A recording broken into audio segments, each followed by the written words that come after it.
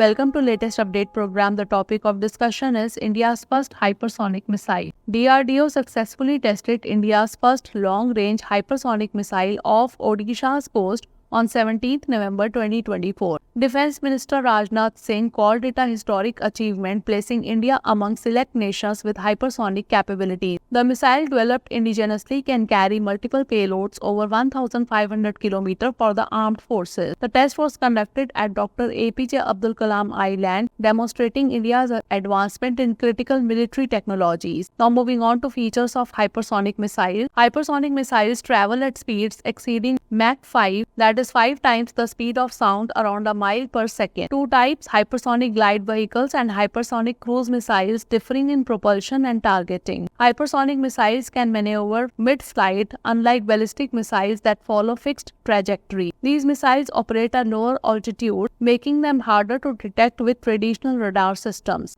Hypersonic systems are considered a game changer for national security due to their speed, range, and precision. Now moving on to challenges and global context. High-speed operation demands overcoming engineering challenges like heat resistance and precise maneuverability. Maintaining communication during hypersonic flight is a significant hurdle due to extreme speed. Development costs are higher compared to ballistic missiles. Globally, Russia and China are leading in hypersonic capabilities, with the US rapidly developing its arsenal. India's success adds strategic depth in defense, balancing advancements by other global powers. Now is the time to test your knowledge. What is a key feature of hypersonic missile? Fixed trajectory, high maneuverability, limited payload capacity, or slow speed? Send the answer of this question in the comment section. Thanks for watching.